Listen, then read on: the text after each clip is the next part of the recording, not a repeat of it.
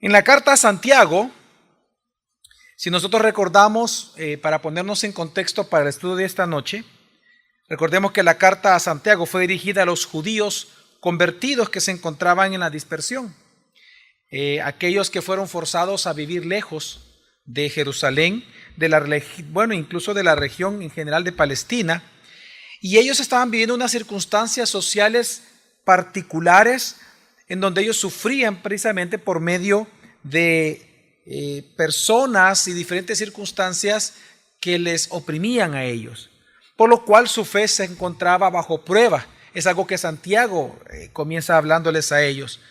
Así que en este sufrimiento, la característica de los oyentes originales de la carta a Santiago no es que solamente ellos estaban sufriendo, sino que en medio de la prueba de su fe, ellos fueron descubiertos siendo desaprobados en esas pruebas.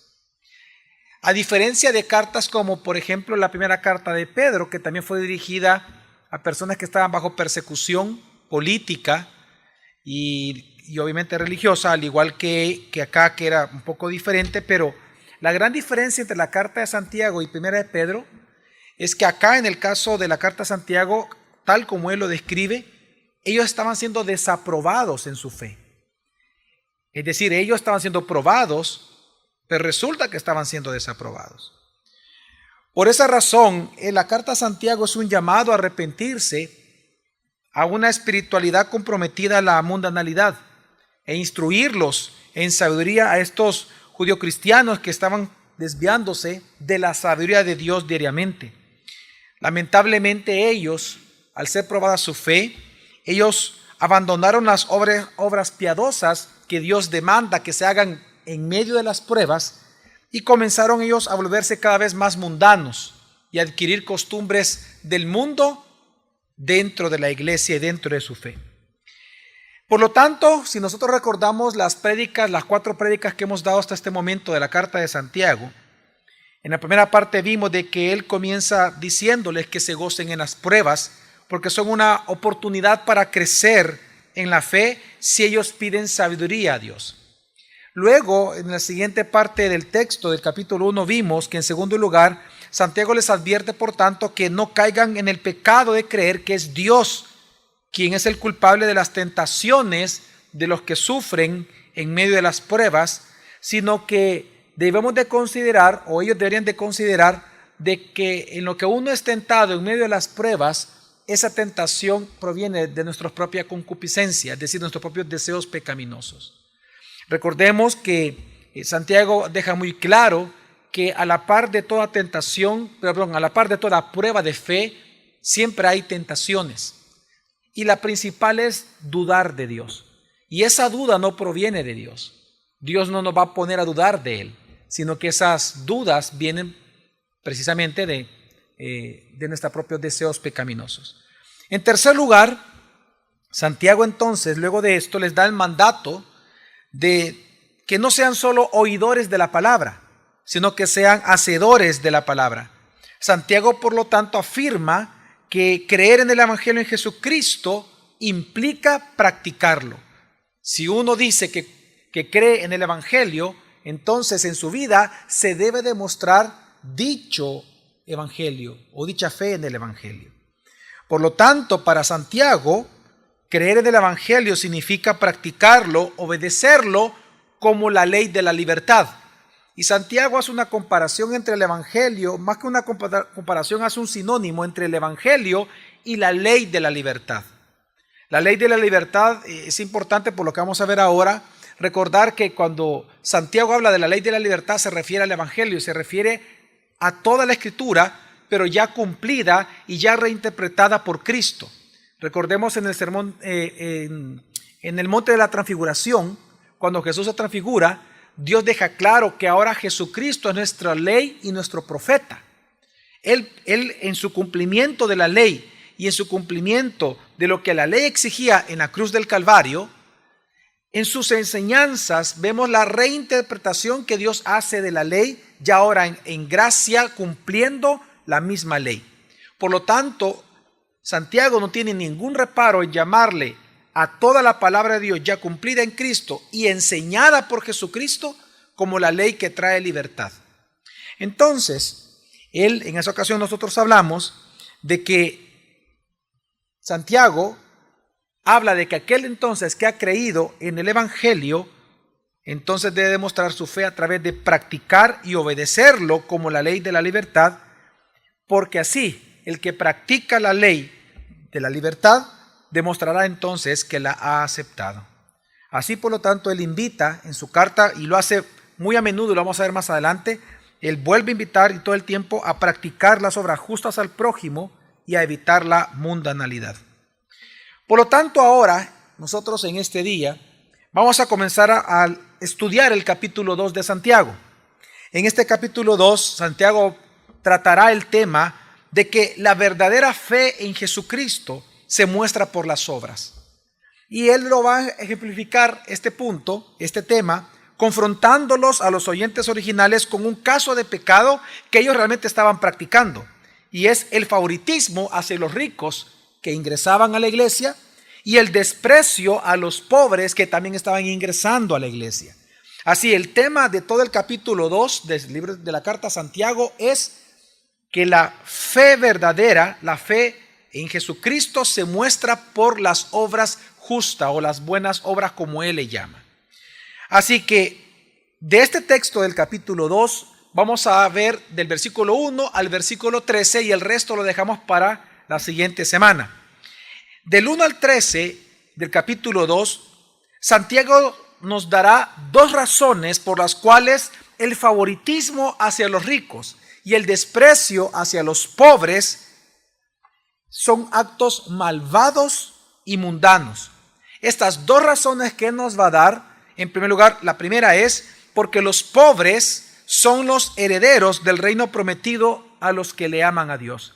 Y en segundo lugar, es pecado y es malvado y es mundano el favoritismo, porque la ley real, que así le va a llamar Santiago al mismo evangelio, la ley real de la Escritura condena como pecado tales acciones de favoritismo dentro de las iglesias. Así que es lo que en esta noche nosotros vamos a estudiar. En primer lugar, por lo tanto, vamos a ver cómo la discriminación, el favoritismo y la discriminación de los pobres viola a los herederos del reino. Y vamos a leer Santiago capítulo 2, versículo 1, dice así: hermanos míos, no tengáis vuestra fe en nuestro glorioso Señor Jesucristo con una actitud de favoritismo. Originalmente esta frase que en esta versión, que es la versión de las Américas, aparece: no tengáis vuestra fe en nuestro glorioso Señor Jesucristo. Originalmente esta frase se lee: no tengáis vuestra fe de nuestro glorioso Jesucristo.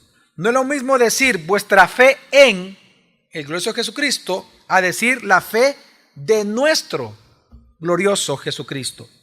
La idea claramente de Santiago cuando comienza a escribir así es que la fe enseñada de Jesucristo, la fe que él enseñó, la fe que él explicó, la fe que él predicó, no contempla, jamás contempló el menosprecio a los pobres. Usted busque en la Escritura y se va a dar cuenta que él nunca menospreció a los pobres. En su predicación nunca lo hizo. Por lo tanto, si los oyentes originales de la carta a Santiago decían que tenían esa fe de Jesucristo, la que él predicó, pero resulta que en medio de la iglesia sus acciones mostraban favoritismo, eso significaba que ellos estaban yendo en contra de la misma fe que ellos decían creer, porque la fe de Jesucristo no enseña tales favoritismos. La palabra favoritismo en este versículo habla de un rostro que mira delante o de cara al rostro, o es levantar la cabeza delante de alguien al cual se le va a generar un respeto o una pleitesía. Así que él comienza hablando en esta parte diciendo: hermanos míos, no tengáis vuestra fe de nuestro glorioso Señor Jesucristo con una actitud de favoritismo. En otras palabras, la fe de Jesucristo que ustedes profesan creer no enseña lo que estoy viendo que ustedes hacen. La palabra glorioso aquí es bien importante. en el sentido de que él está hablando de la resurrección de Jesucristo. Cada vez que se ocupa la palabra glorioso o gloria a la par de Jesucristo, en el Nuevo Testamento la relación es directa a su resurrección. Así que solamente para entender mejor el versículo que está hablando de que aquella fe que nosotros tenemos del Jesucristo resucitado, si las acciones demuestran favoritismo o desprecio a alguna persona, esa fe entonces debe ser examinada, porque la fe que predicó Jesucristo, en la cual nosotros creemos, nunca predicó eso. En ese sentido, entonces pasa al versículo 2 y dice así: porque si en vuestra congregación entra un hombre con anillo de oro y vestido de ropa lujosa, y también entra un pobre con ropa sucia, y dais atención especial al que lleva la ropa lujosa y decís: tú, siéntate aquí y en un buen lugar, y al pobre decís: tú estate allí de pie o siéntate junto a mi estrado. En estos dos versículos vemos que ahora Santiago va a presentar las pruebas del favoritismo que él está hablando en el versículo 1. En el versículo 1 lo que él hace es establecer el punto de lo que vamos a estudiar esta noche. Él dice: hermanos, su fe en Jesucristo que ustedes profesan no enseña favoritismos y ustedes están cometiendo favoritismos. ¿Por qué, Santiago? Y él viene entonces a presentar el caso.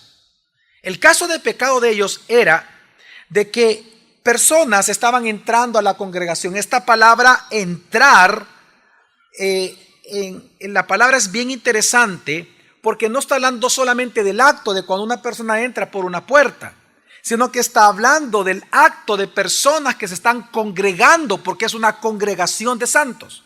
Entonces, lo más probable que Santiago se está refiriendo es personas recién convertidas que están entrando a la iglesia. Entonces él dice: ustedes están experimentando esto y están actuando de esta manera. Personas se están convirtiendo, y estas personas, cuando entran a la congregación, son nuevos creyentes. Resulta que al de ropas lujosas, ustedes lo tratan de una manera muy especial, le favorecen a él, pero al de ropas sucias no le favorecen. ¿Por qué Santiago no dice pobre ni rico? ¿Por qué habla de ropaje? ¿Por qué menciona características del ropaje? Porque él lo que está haciendo es ocupando una figura retórica para generar un contraste muy fuerte en aquel momento para los judíos, y creo que también para nosotros, entre dos clases de personas. Claramente uno es un rico y el otro es una persona pobre, pero que no es el típico pobre, sino que está hablando del extremadamente pobre. Cuando él pone la palabra ropa sucia a un Filón y otras personas en textos de la misma época, ellos hablan que era una palabra muy ocupada por los judíos para referirse a las personas que prácticamente vivían en la calle. El equivalente a nuestro tiempo sería no aquel que vive en una zona marginal, sino aquel que por ser extremadamente pobre hiede porque vive en la calle. Entonces lo que estaba pasando es que en la congregación de los santos entraba una persona de esta manera pobre y entraba una persona acaudalada. Ahora, ¿qué hacían ellos con la persona acaudalada? Dice que ellos prestaban y le daban atención especial, dice Santiago. Y esta palabra es impresionante, porque lo que está significando esta frase es que ellos miraban con agrado. Es decir, que les agradaba, les alegraba ver entrar un rico. Y obviamente había un trato de favor solo por la apariencia, por la ropa que ellos usaban. En otras palabras, aquí está hablando y ya implícitamente está diciendo algo Santiago, que eran personas de la iglesia, muy probablemente por el contexto que vamos a seguir leyendo, muy probablemente eran personas que tenían cierta autoridad o por lo menos servicio dentro de la iglesia, privilegios, los cuales se alegraban de ver una persona bien vestida, pero a la vez les hacían favores especiales a ellos dentro de esa congregación. Tanto así que dice que lo sentaban en un buen lugar. Esta frase es un hebraísmo impresionante de adulación, Para nosotros es como sentarse en primeras filas, pero es más que eso. Para un judío leer esta frase en aquel momento, los oyentes originales, era una frase muy fuerte de adulación. Lo que Santiago está diciendo, no solamente ustedes lo ven con ojos favorables, sino que ustedes de verdad toman acciones concretas para adular a estas personas.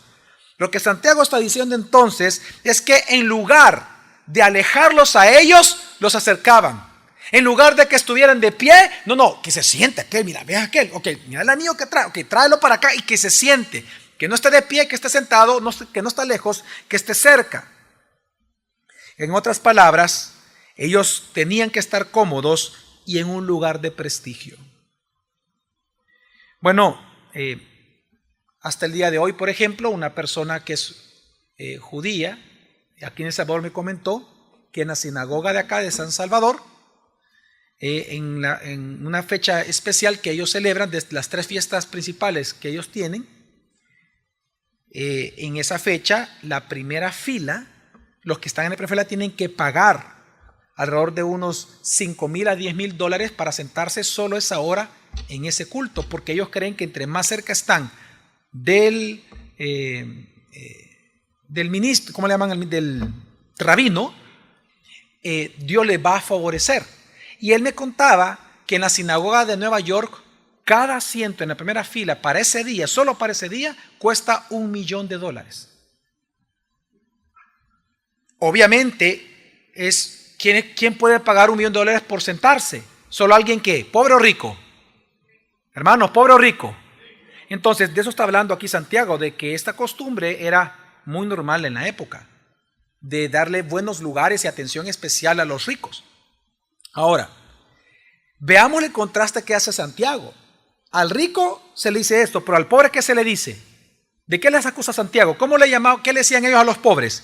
Tú, estate allí de pie, ¿o qué? O siéntate a mi estrado. Bueno, no solo las dos posiciones son posiciones de humillación, sino que son de burla. Y lo que Santiago, y bueno, lo que Dios está acusándolos a ellos. ¿Se acuerdan ustedes que la Biblia enseña en diferentes pasajes del Nuevo Testamento, porque no es un solo versículo, está en un evangelio, está en Hebreos y está en una carta? Se nos dice a nosotros que Jesús está actualmente sentado en su trono esperando que todos sus enemigos sean puestos ¿por qué? Por estrado de ¿qué? De sus pies. Es una posición de humillación. No está, si usted se da cuenta, no dice la Escritura que son los amigos los que van a estar como estrado de los pies del Mesías, del Redentor. Son los enemigos. Es una posición de humillación y de burla. Entonces tenemos que entender que lo que Santiago está diciendo es que ellos de verdad favorecían al que tenía buen ropaje sin conocer quién era, y tenían un trato de burla, de desprecio y de humillación al que yedía. Ahora, póngase a pensar en usted. ¿Qué pasaría si viene una persona de verdad maloliente y entra a la iglesia y se sienta a la par suya? ¿Usted se sentiría incómodo o no? Yo le aseguro que el 100% se sentirían incómodos. De eso está hablando Santiago. De que no solamente en nosotros está un favoritismo natural, ya vamos a hablar de eso, sino que también en la iglesia estaba sucediendo. Entonces, pero él sigue diciendo, versículo entonces 4, ¿no habéis hecho distinciones entre vosotros mismos y habéis venido a ser jueces con malos pensamientos? Entonces ahora, fíjese bien el orden lógico que está llevando Santiago. Primero les dice, la fe que ustedes dicen tener, deben de examinarla, porque Jesucristo, que enseñó esa fe, no enseñó el favoritismo que ustedes tienen. ¿Cuál favoritismo? Este que estoy presentándoles. Entra uno bien vestido, lo juzgan por la apariencia, por el ojo, cuando Dios no juzga por la apariencia, sino que Él ve el ¿qué? El corazón. Ustedes lo juzgan por apariencia y al otro también lo juzgan por apariencia. Entonces, ahora que Él ha presentado las pruebas, ahora Él viene a hacer la acusación formal y Dios viene a acusarlos. ¿Y de qué los acusa? De dos cosas. De dividirse entre ellos, es decir, de tener una mente y una conciencia dividida, de discriminar, de dividir la iglesia, de ser hipócritas. Y en segundo lugar los acusa de convertirse en jueces malvados.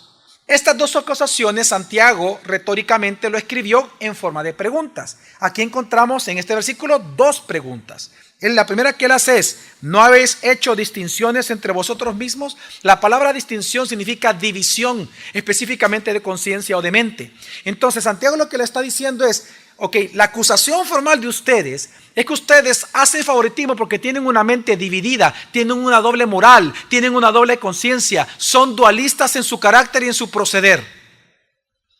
Y lo segundo de lo cual son acusados es la segunda pregunta que ahí aparece en el versículo. Y dice: ¿y habéis venido a ser jueces con qué?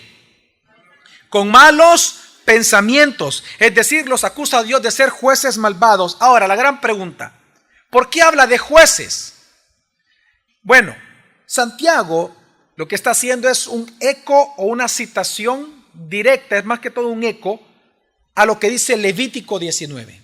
Levítico 19, versículo 15 dice: no harás injusticia en el juicio, no favorecerás al pobre ni complacerás al rico, sino que con justicia juzgarás ¿a quién? A tu prójimo.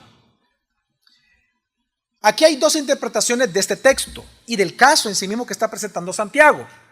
Nosotros ya no tenemos la capacidad, porque no hay escritos históricos que nos digan exactamente qué pasó, pero hay dos maneras de interpretar lo que estaba pasando. Uno, que eran personas que entraban recién convertidas a la iglesia a congregarse. O dos, que también, como era común en aquel momento, como eran judíos convertidos al cristianismo, recordemos que en las sinagogas era común que ellos ejercían de jueces, los rabinos, y también los escribas. Eran los jueces que ayudaban a litigar las dificultades o las indisposiciones entre creyentes, entre personas, entre judíos, para que no fueran a las autoridades romanas. Entonces pudiera ser que ellos también estuvieran haciendo esto. No sería extraño que ellos lo hicieran, porque recuerde que Pablo lo recomienda a los corintios. Pablo les dice a los corintios: no vayan a los jueces, resuelvan ustedes todos los casos de problemas entre ustedes. Ustedes juzguen, dicen, porque si ustedes van a ponerse demanda a los jueces romanos, ustedes están dando mal testimonio de Cristo. Entonces no sería de extrañar que realmente ellos aquí está hablando Santiago de casos reales de juicios, en donde muy probablemente el pastor o muy probablemente los líderes, al ellos juzgar, porque solamente ellos podían juzgar, no podía ser un miembro normal de la iglesia, no, que tenía que ser una autoridad de la iglesia, juzgaban y probablemente estaban juzgando en favor al que podía aportar más. Ahora, es interesante porque Dios los está comparando con jueces. Ahora, también está esta otra interpretación, la cual es válida y no empaña lo que estamos hablando. Al contrario, nos da mucha luz e incluso ya nos toca una fibra personal. Dios también pudiera estar comparando a los seres humanos nada más por hacer discriminación o por hacer favoritismo en una iglesia. Los compara con jueces. ¿Por qué? Porque desde el momento que usted tiene favoritismo con alguien, es porque está despreciando a otro. En el momento que usted desprecia a alguien, usted ya está haciendo favoritismo a algo, a alguien. Por lo tanto, usted está ejerciendo la autoridad que Dios tiene en su soberanía, solo Él, de juzgar a los vivos. Entonces, cuando alguien hace favoritismo, está reclamando el derecho de Dios, solo de Dios, de juzgar a los demás. Cuando alguien hace favoritismo, ¿qué es lo que está haciendo? Bueno, él está haciendo una valoración contraria a la de Dios. Dios mira el ¿qué? ¿La exterior o el corazón? Pero ¿qué está pasando acá? Cuando alguien tiene favoritismo, ¿qué está viendo realmente? Lo exterior, porque no podemos ver el corazón de nadie. Entonces Dios por eso nos califica de jueces a los que pecamos de esta manera. O los que pecamos, estamos pecando, los que van a pecar. Dios los llama de esta manera. Porque tenemos que entender que Dios califica y ve según el corazón, pero los que favorecen a alguien tienen la tendencia de juzgar según la vista. Viene a dar las razones por las cuales ellos deben de dejar de hacer esto. Hoy viene la solución que él presenta. Versículo 5. Hermanos míos, amados, escuchad. ¿No escogió Dios a los pobres de este mundo para ser ricos en fe y herederos del reino que Él prometió a los que le aman? Ok, voy a corregir el punto que hablé antes de leer el versículo. Una vez, en el versículo 4, Santiago acusa ya formalmente de dos tipos de acusaciones a los que practican favoritismo. Ahora viene a responder una pregunta que surge con un acusado. Bueno, pero ¿por qué eso es malo? ¿Por qué es pecado? Si todo el mundo lo hace. Si aquí así es en El Salvador, así favorecemos al poderoso. ¿Por qué? ¿Por qué va a ser pecado si todo el mundo lo hace? Entonces él viene a dar la razón por qué el favoritismo, por qué es pecado. Y él da razones de que esta acción es pecado. En primer lugar, bueno, él dice de que estos que entran a la iglesia y son pobres, oiga, es que lo bonito del versículo es la teología detrás del versículo. Santiago está enseñando que esos que entran, esos recién convertidos, pobres, malolientes, que entran a la iglesia, aunque son pobres para los ojos del mundo y son considerados como seres inferiores por su condición, y a pesar de que por su propia condición son considerados sin valor y sin ninguna posición, a pesar de eso, como son parte de los elegidos de Dios y por tanto herederos del reino, su valor es tan alto que hasta son ricos en la fe. En otras palabras, si para el mundo ellos son pobres, para Dios son ¿qué? Ricos. ¿Qué es lo que está diciendo el versículo literalmente? Vamos a leerlo otra vez. Dice: hermanos míos, escuchad, ¿no escogió Dios a los pobres de este mundo para hacer qué? Ricos. Ricos. ¿Pero en qué? En la fe. Y segundo, herederos del reino que Él prometió a los que le aman. Entonces, hay una palabra aquí bien impresionante que es escuchad. Esta palabra escuchad, cada vez que aparece en la Escritura, cada vez que Dios la ocupa, es un mandato directo al ser humano. Es decir, presten atención a lo que voy a hablar. Entonces, viene Dios y dice: escuchad, ¿no escogió Dios? Dios los escogió. Santiago, lo primero que él pone para demostrar por qué el favoritismo hacia alguien, hacia cualquier persona, en detrimento de otra, ¿por qué es pecado? Por la elección incondicional de Dios. Y el domingo lo hablamos. Precisamente porque estos pobres que estaban ingresando, como estaban ingresando por ser convertidos, significa que ellos fueron ¿qué? Elegidos por Dios desde antes de la fundación del mundo. Y ahora que son salvos, son ricos ¿en qué? En la fe. Por lo tanto, ellos merecen honor. Y son honorables, porque Dios los volvió honorables. Entonces, aquí obviamente, y voy a hacer la aclaración, Santiago no se refiere a que Dios los eligió por ser pobres, porque entonces iría en contra de la doctrina de la elección ¿qué? Hermanos, ¿de la elección qué? Digo esto porque la teología de la liberación ocuparon este versículo como una bandera fuerte, en donde ellos decían: aquí Santiago está diciendo que de los pobres es el reino de los cielos. No. Al final del versículo entendemos quiénes de los pobres, de todos los pobres, de quiénes es el reino de los cielos. Y al final del versículo, si usted lo lee, el versículo 5 dice: de los que aman al Señor, de los convertidos, de los elegidos, solo los elegidos. Entonces, Santiago nos está diciendo, hermanos, de que Dios elige a los pobres por ser pobres. Ni tampoco está diciendo de que Dios eligió a todos los pobres del mundo para salvación. No. Sino que se entiende este versículo mejor a la luz de lo que Pablo dijo, que de lo vil y menospreciado, ¿qué más? De lo que no es y de lo que ha sido despreciado por el mundo y de lo insensato del mundo, Dios ¿qué hizo? Tomó, eligió a todos nosotros. ¿Para avergonzar a quiénes? A los sabios de este mundo. Entonces, no está diciendo de que todos los pobres del mundo por ser pobres van al cielo. Sino que Santiago lo que está diciendo, lo que hasta ahorita, hasta lo que voy leyendo, él lo que está diciendo es que el valor de estos que estaban entrando a la iglesia, aunque son pobres materialmente, el valor radica en que ellos son elegidos de Dios. Y se sabe que son elegidos simplemente porque son convertidos. ¿No deben entender, hermanos? Entonces, ese es el valor de ellos. Su dignidad está en eso, en la conversión, en la fe que tienen en el Evangelio. Ahora, la gran pregunta, ¿para qué Dios los eligió? ¿Qué son ellos ahora los pobres? Santiago dice que son dos cosas. Los eligió para dos cosas. Número uno, para ser ricos en la fe. Es decir, que aunque para el mundo ellos son pobres, en el contexto del Evangelio y en el contexto de la comunidad de fe, estos pobres convertidos son verdaderamente ricos. Porque al obtener a Cristo, obtuvieron ¿qué? Todo lo que ellos necesitaban. Solo que ahora no se logra ver. Pero cuando Cristo venga por segunda vez, se va a ver lo que ellos fueron en aquel entonces. Ricos en la fe.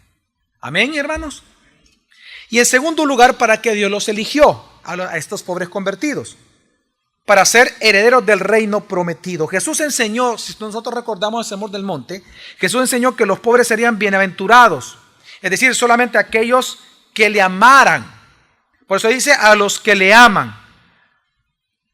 Si nosotros recordamos Éxodo, específicamente el capítulo 20, y así en diferentes pasajes del Antiguo Testamento, Dios llama a los que le aman, esa frase, amar, equivale a los que guardan sus mandamientos. Esto usted lo puede ver en Éxodo 20, del 5 al 6. Que cuando Dios habla a los que le aman, siempre se refiere a los que guardan sus mandamientos porque tienen ya una relación personal con Dios. En otras palabras, han sido redimidos por Él por gracia. Entonces, lo que está diciendo aquí el versículo es que los pobres a los cuales estaban discriminando, no hay que discriminarlos porque son herederos del reino a los que le aman, es decir, son convertidos, tienen una relación personal con Dios. Por lo tanto, son personas honorables, aunque son pobres materialmente, tanto que hasta hieren su ropaje. Pero son dignos de honor de parte de todos los cristianos porque son hermanos nuestros. Luego entonces viene y hace una reflexión en el versículo 6 y dice: pero vosotros habéis menospreciado al pobre. ¿No son los ricos los que os oprimen y personalmente os arrastran a los tribunales? ¿No blasfeman ellos el buen nombre por el cual habéis sido llamados? Santiago hace uso acá de la tradición judía y de la enseñanza que la Septuaginta hace de que los pobres existen en el mundo porque los ricos son los que acumulan las riquezas. Siempre en la Escritura se observa de que la pobreza es producto de la acumulación injusta de los ricos, porque los ricos, si ellos quisieran ser menos ricos, pudieran distribuir mejor su riqueza a través de las mismas iglesias. Pero ellos, muchos no lo hacen, o la gran mayoría no lo hacen. Entonces la pobreza socialmente, la Biblia la establece como parte de la injusticia de los ricos. Entonces, esto es algo que ha pasado en todas las épocas. Los ricos, y esto es algo universal, los ricos tienen la tendencia de oprimir legalmente a los que tienen menos. Los oprimen y los abusan. Ahora, hay que hacer una aclaración para poner un límite a la carne de los seres humanos. Santiago, con esto que estamos leyendo, no está diciendo que usted tiene ahora que despreciar a los ricos. No está diciendo eso. Santiago lo que está diciendo es que no desprecien a los pobres, sino que a todos los tienen que tratar ¿por qué? Por igual, sea rico, sea pobre. 2, Santiago no está diciendo que tener riquezas es pecado en sí mismo. Ya solamente Dios sabrá si el que es rico tiene su corazón lleno de codicia o no. Así que Santiago no está diciendo que hay que despreciar a los ricos porque entonces está yendo en contra del mismo evangelio y del mismo tema que él está tratando en su carta. Entonces sería otra clase de favoritismo. Sino que lo que él está haciendo es una comparación en este versículo. Es decir, lo que estaba pasando es lo siguiente. Si ellos naturalmente estaban oprimiendo al pobre para obtener más del pobre, Entonces, al final, lo mismo estarían haciendo estos jueces malvados al darle favoritismo a ellos, oprimiendo también más aún a los pobres.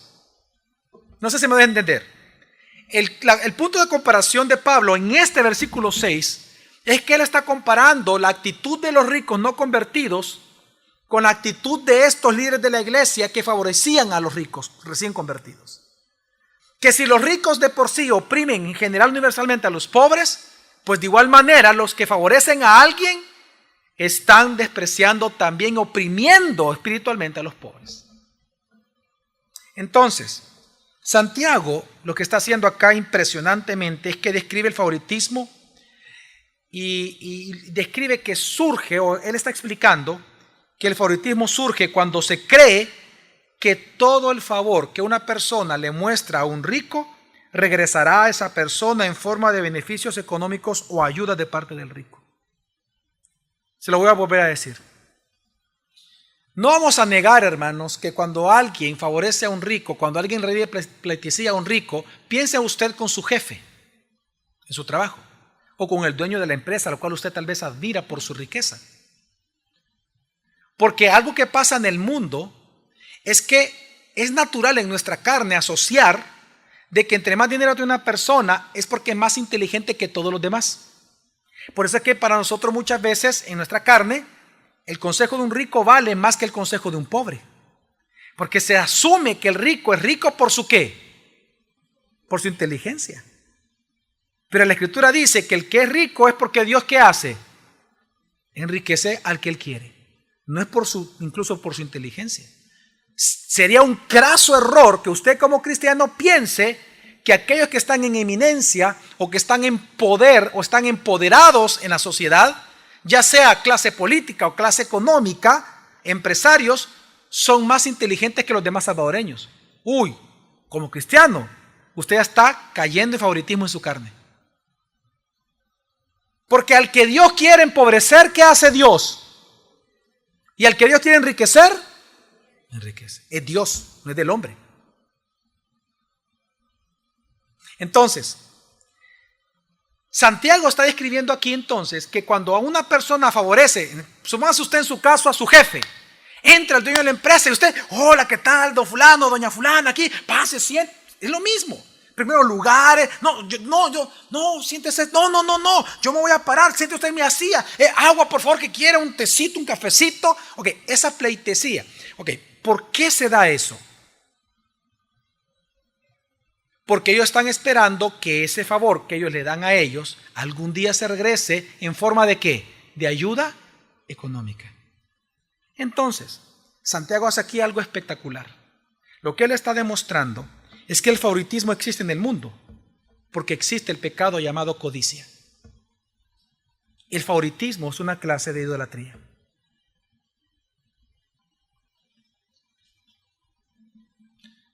Es el caso de muchos pastores.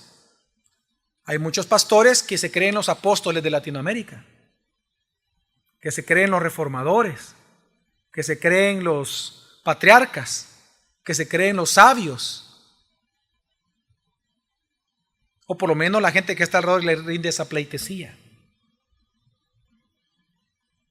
Tal vez ellos no se consideran así, pero tal vez su alrededor así lo hace ver. Porque no podemos conocer sus corazones, yo mismo no voy a caer en ese juicio. Pero no vamos a negar de que la pleitesía existe porque existe la codicia. Entonces Santiago lo que está diciendo es que toda clase de favoritismo es pecado ante Dios. Toda, cualquiera. Por ejemplo, en la iglesia de hoy el favoritismo que vemos en Santiago hacia los ricos, ahora en El Salvador es a la clase política. ¿Cuántos pastores, cuántas iglesias no dan trato favoritistas a los políticos?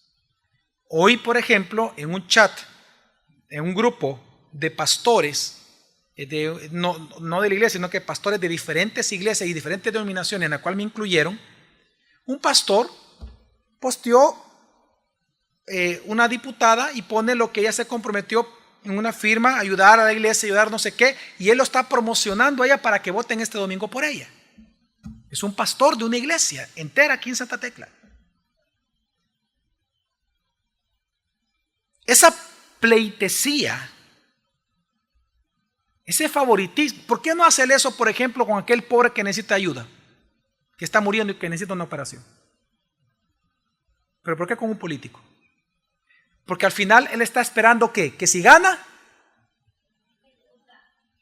¿qué puede ganar él? Favores. Exactamente. Es codicia. Por ejemplo, otra forma moderna de favoritismo es cuando son los miembros los que buscan favoritismo o sitios o funciones de privilegio en las iglesias. Y como no se las dan, se van enojados de la iglesia. O están adentro empurrados y quieren funciones de pleitesía. Yo he dado tanto, yo he dado no sé cuánto, y se lo dicen a uno en la cara, vea, como que si uno supiera.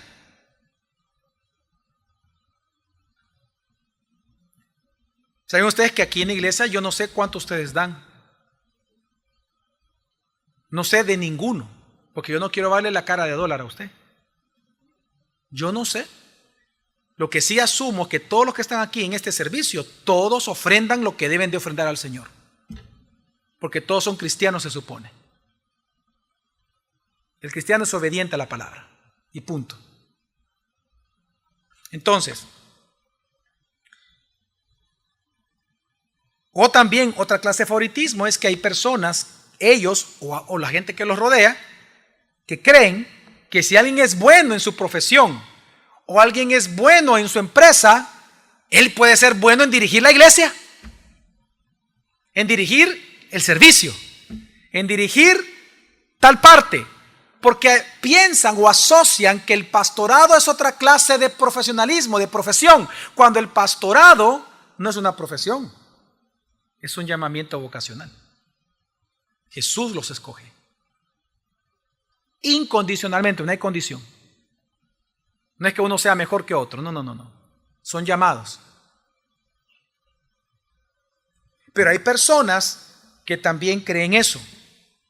No, fulano de tal, ¿ya viste cómo él maneja tal cosa? Él puede tal vez ayudarnos en esta parte. Hacen una relación de uno a uno, como que si la iglesia fuera una empresa. De hecho, yo he escuchado a lo largo de todos mis años pastorales, personas que dicen, no, pastor, no, la iglesia es como una empresa, pues. Y tratan de darle a uno consejo como que fueran empresas. No son empresas, es iglesia, el cuerpo de Cristo. Vivo, es un organismo vivo.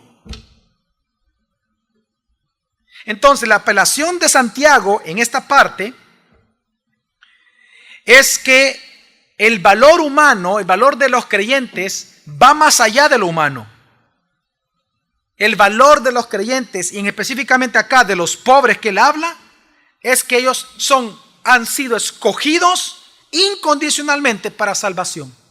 Por lo tanto, son ricos en la fe. A todos hay que tratarlos por igual. Así, por tanto, deshonrar entonces, hermanos, hermanas, escuchemos. Deshonrar entonces a alguien por ser pobre, cuando ese pobre es un redimido y por lo tanto rico en la fe, es deshonrar a Dios, quien lo honró a él de esa manera. Eso es una doble mentalidad y una división de conciencia. Y en segundo lugar, ya para ir concluyendo, el segundo punto que trata acá Santiago es que la discriminación viola la ley del rey. El primer punto era de que la discriminación viola a los herederos del reino. Aquí ahora Santiago va a hablar y a demostrar por qué el desprecio es un pecado, y es porque la discriminación viola la ley del rey que reina.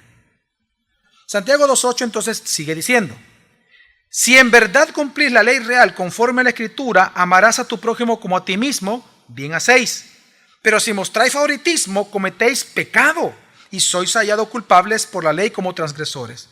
Aquí entonces, hermano, Santiago describe ahora que la segunda razón por la que el favoritismo es pecado es porque es una transgresión a la ley del reino de Dios, a la ley de Jesucristo, o lo que él llama la ley real.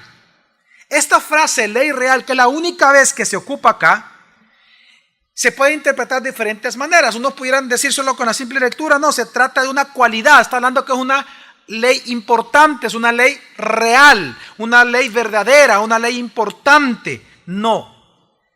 Esta ley real se refiere a aquella ley ya cumplida, por lo tanto reinterpretada, explicada por el rey del reino que ya vino, y es Jesucristo.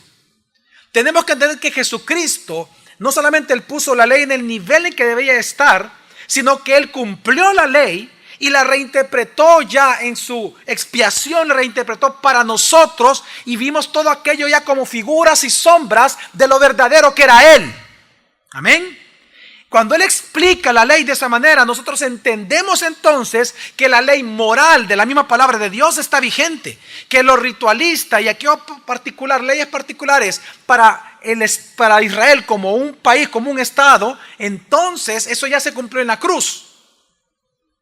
Pero también entendemos que una vez cumplida en la cruz, la ley, en el aspecto legal, en el aspecto ritualista, también vemos que el aspecto moral de la ley todavía está vigente porque el rey está presente.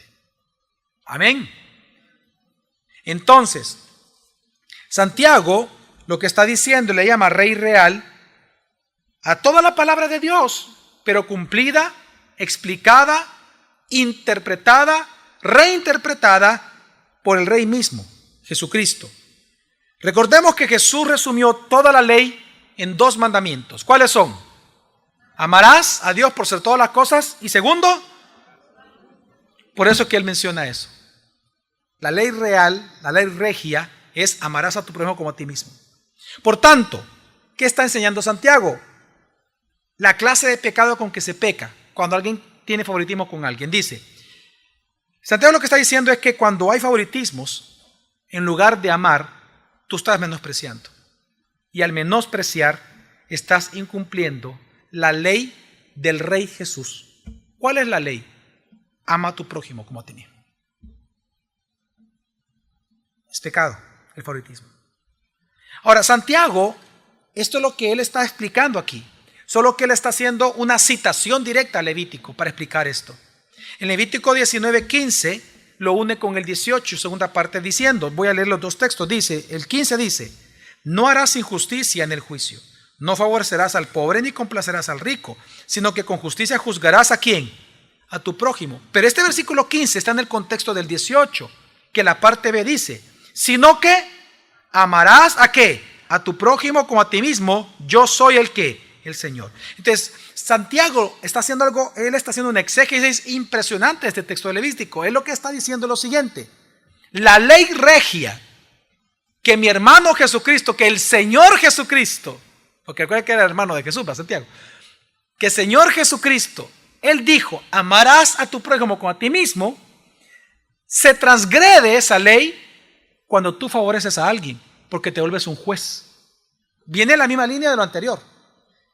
Entonces él está diciendo que no solamente tú estás menospreciando a un heredero del reino, sino que ahora estás transgrediendo toda la ley de Dios al favorecer solo a una persona. Por eso es que en Proverbios, de hecho esta interpretación de Santiago no es exclusiva de Santiago. El judaísmo pensaba eso. Proverbios 14:21 dice, el que desprecia a su prójimo, ¿qué hace? Peca. Esto proviene de Levítico. Exactamente. Entonces, sigue diciendo Santiago, versículo 10. Porque cualquiera que guarda toda la ley, pero tropieza en un punto, se ha hecho culpable ¿de qué? De todos los puntos de la ley. Pues, ¿pero por qué? Dice, pero vea la razón, qué impresionante la razón que da Santiago porque esto es así. Y dice, pues el que dijo, cuando dice pues el que dijo, ¿de qué está hablando? ¿De la ley o de Dios? Te fíjese bien por qué se considera pecado o por qué se considera que al transgredir un punto de la ley se transgrede ¿qué? Toda. ¿Por qué? Porque resulta que el que dijo no cometas adulterio también dijo que no mates. Ahora bien, si tú no cometes adulterio, pero matas, te has convertido en transgresor ¿de qué? De toda la ley. Ahora, ¿por qué entonces cuando se incumple un punto de la ley, se incumple toda? Porque la ley, hermanos y hermanas, contempla, contiene y por tanto refleja el carácter y la voluntad de que la promulgó.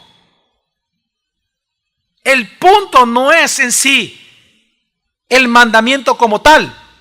El punto es quién habló.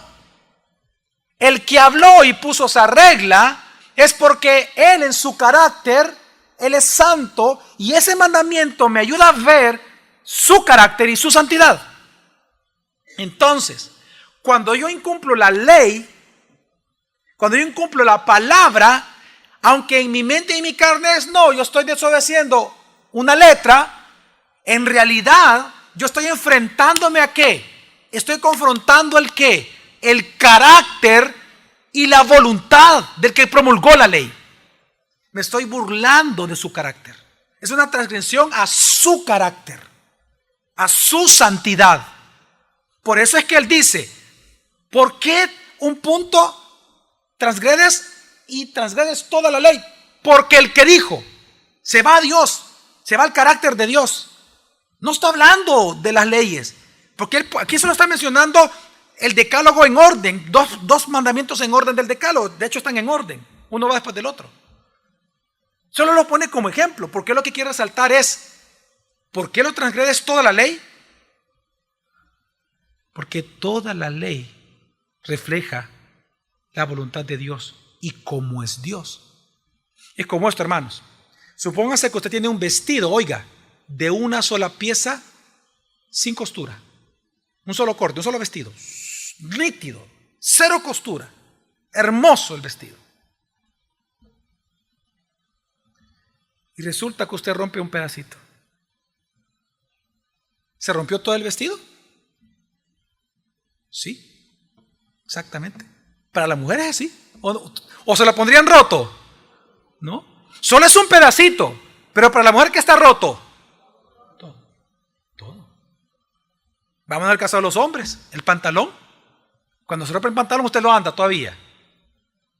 Uno pudiera decirle, mira, pero ¿y por qué te afligís? Solo es un pedacito que se te rompió. Se rompió el pantalón.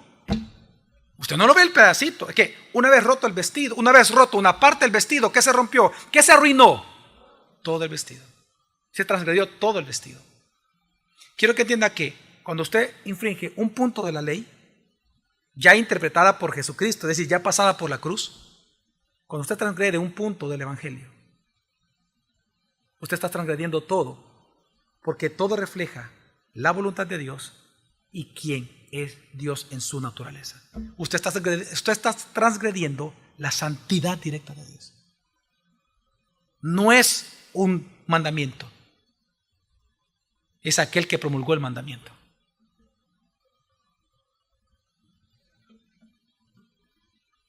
Por eso es que él repite, el que dijo también dijo. ¿Por qué? Algo que es importante, tal vez que usted lo memorice o que lo apunte porque nos va a servir para más adelante, es que en la carta de Santiago la ley no es el conjunto de normas del Antiguo Testamento para Santiago, no, sino que la ley, cada vez que la habla, es la voluntad del Redentor que vino a explicar, a cumplir y a interpretar la ley para nosotros. Así que viene entonces y dice, versículo 12, así hablad y proceded, como los que han de ser juzgados por la ley de la libertad. Entonces, los que han juzgado con pensamientos malvados, ya desde el inicio de lo que hablamos, favoreciendo y menospreciando, Santiago les dice, teman, porque ustedes van a rendir cuentas, porque ustedes van a ser juzgados, no por las leyes de los hombres, como ustedes están ocupando las leyes de los hombres para juzgar, sino que ustedes van a ser juzgados por la ley que Dios ya dio reinterpretada en Jesucristo, la ley que les trajo libertad. Eso a ustedes los va a juzgar. La misma ley real que él acaba de hablar es la que va a juzgar a aquellos que discriminan a alguien. Ahora tenemos que entender de que Dios juzgará, por tanto, en base a la medida de justicia revelada a los seres humanos en Jesucristo, explicado por él. Por eso es que luego dice y termina el versículo 13. Porque el juicio será sin misericordia para el que no ha mostrado ¿qué? Misericordia. La misericordia triunfa sobre el juicio. Ok, lo mismo enseñado por Jesús es lo que vemos aquí, hermanos, solo que al revés, lo que él enseñó en el Sermón del Monte. Él dijo, bienaventurados los misericordiosos. Pero aquí está diciendo Santiago lo mismo que enseñó Jesús, solo que al revés. Si Jesús dijo, bienaventurados los misericordiosos, ¿qué dice Santiago? Malditos los que no practican ¿qué? Misericordia. ¿Por qué malditos? Porque recibirán juicio sin misericordia. Sabemos que nosotros los cristianos no vamos a ser condenados porque ya somos libres de toda condenación, Romanos 8. Pero sí vamos a tener que rendir cuentas, sí vamos a ser juzgados, no condenados, pero sí juzgados. Y hay mucho texto. 1 Corintios, hay varios que nos dice que vamos a ser juzgados según nuestras obras. Incluso a la misma iglesia de Apocalipsis Jesús se lo dice. Ahora lo interesante es cómo termina Santiago esta parte. Y no termina con una mala noticia. Claro, hay una mala noticia aquí. Si tú sigues discriminando en la iglesia cristiana a los cristianos por su exterior, ok, tú vas a ser juzgado. Pero ¿qué termina diciendo? Que la misericordia triunfa ¿sobre qué?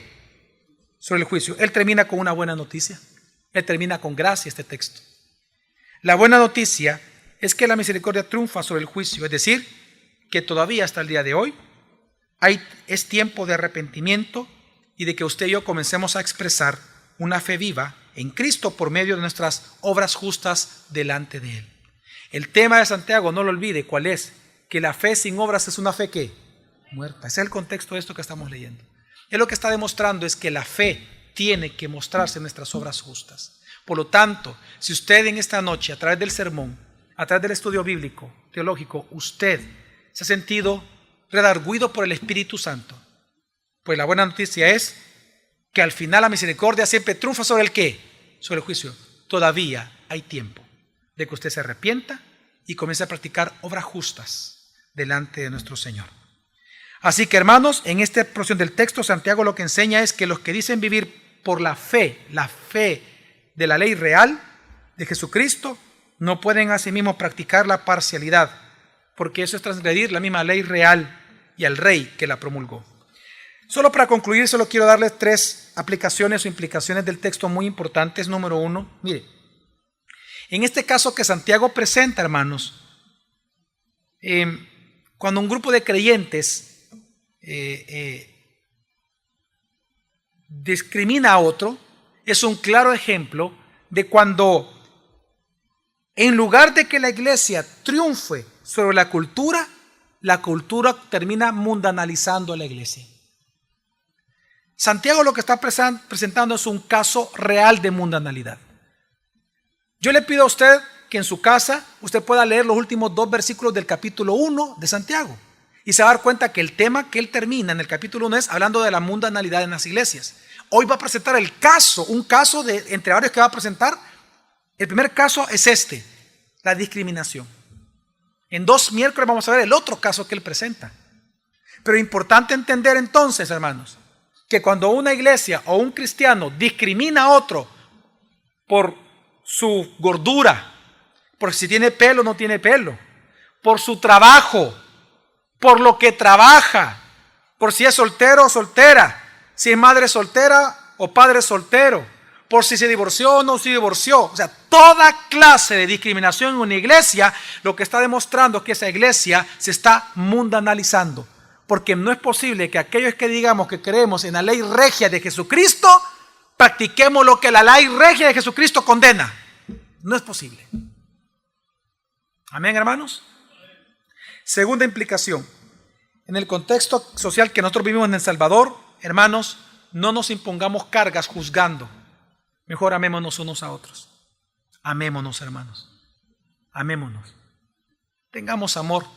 ¿Cuánta discriminación hay entre pastores? ¿Cuántos favoritismos hay entre pastores? ¿Cuánta discriminación hay entre iglesias? ¿Cuántos favoritismos hay entre iglesias? ¿Cuántos favoritismos hay en la sociedad? Hermanos, En vez de imponernos cargas entre nosotros, haciendo sentir nuestro desprecio a un hermano, amémoslos. Cuando usted pueda hacerle bien a un hermano, hágalo. No deje para mañana, hombre. Hágalo hoy. Amén, hermanos. No juzgue que lo que su hermano está viviendo no es importante para él. Tal vez para usted no es grave, pero para él es grave. Ayude al hombre. Ayúdelo. Amén. Y en tercer lugar, cuídese de menospreciar a su esposa y a su esposo, emocionalmente, sexualmente, mentalmente. Toda clase de menosprecio que usted hace a su esposa, a su esposo, cualquier tipo de menosprecio, es porque usted ya está favoreciendo a algo o a alguien, su propia opinión, su corazón, o alguna mujer o algún hombre más.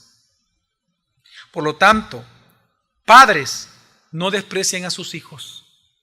Hijos, no menosprecien a sus padres, favoreciendo el consejo de sus amigos. Hermanos, no menosprecien a sus pastores comparándolos con otros. O no menosprecien a sus pastores por las decisiones que toman.